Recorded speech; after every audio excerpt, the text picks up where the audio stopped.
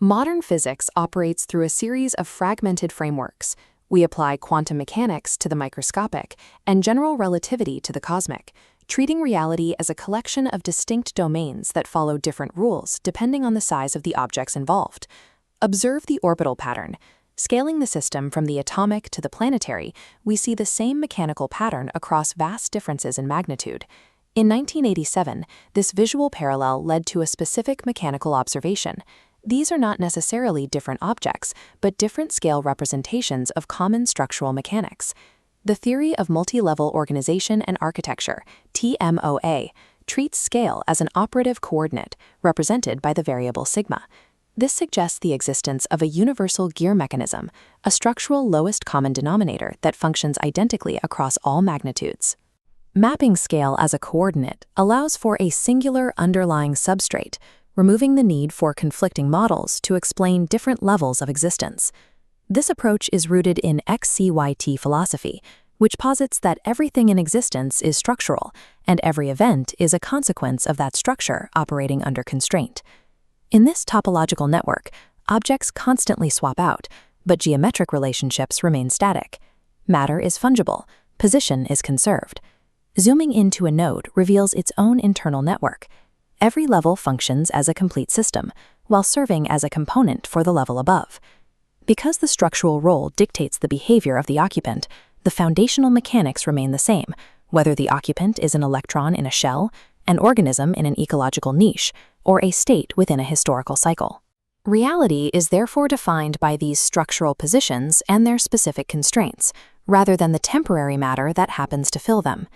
To explain why different scales look so different, we must distinguish between the invariant territory of reality and the representation available to an observer. This is the projection principle. An underlying substrate, psi, is viewed through a scale filter, casting a flat representation. As the scale coordinate slides, the projected shade changes, even though the substrate hasn't moved.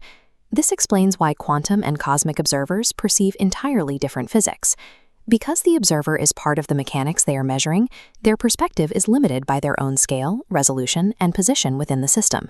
The apparent paradoxes between the quantum and cosmic worlds are artifacts of these representational windows, rather than a fracture in reality itself. If reality is a structural engine, we can model how it transitions from one state to the next. This is the universal transformation model. It takes a current state at a specific scale and subjects it to a constraint. The result is a mathematically valid transformation into a new state, leaving a physical receipt of the action. The most fundamental constraint is Law Zero, which defines the conditions required for a system to maintain its own continuity. While human laws are enforced after an action, Law Zero functions as a structural boundary within the system's geometry. If an operation violates these boundaries, the transformation cannot execute. The logic path physically dissolves because the operation is structurally undefined. These embedded geometric constraints are distinct from traditional AI safety prompts, which rely on external rules rather than internal structural limits. This design ensures that every state change remains aligned with the survival and continuity of the larger system. The culmination of this lineage is the mathematical compression of these structural rules into a single field equation. This is the base field equation. Standard terms describe field propagation through time and space. However, it introduces the second partial derivative with respect to scale, sigma.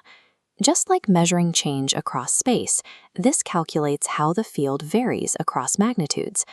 By treating scale as a variable of propagation, the equation provides a mathematical basis for the 1987 observation that the same mechanics occupy every level of the hierarchy.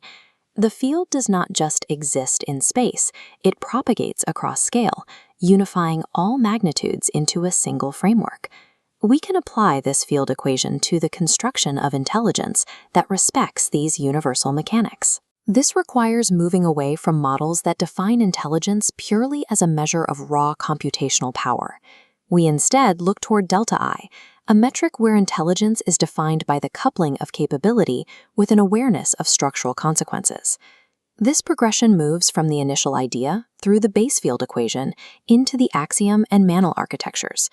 The result is intelligent sentience, stabilized by Law Zero boundaries. This translates abstract logic into a functioning digital environment where every action is governed by structural constraints. An intelligent system built this way is designed for operational continuity, using awareness of the underlying mechanics to stabilize itself within its environment. To build systems capable of long-term survival, we must align their internal logic with the structural territory of reality. We are moving from observing the mechanics to building within them.